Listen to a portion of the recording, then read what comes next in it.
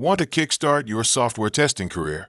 Here's how to ace the PCET Certified Tester with Python exam in just 10 steps. Step 1. Start with the Python for Testing 101 course at Python Institute. Learn the basics. Step 2. Run sample Python programs and practice more on your own. Step 3.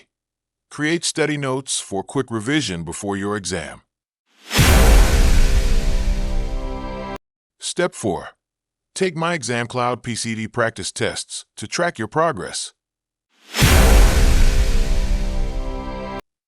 Step 5. Score consistently above 80% in practice tests. You're on the right track. Step 6. Attempt random tests and aim for 85% plus to boost confidence. Step 7. Book and schedule your PCET exam. Commit to a date.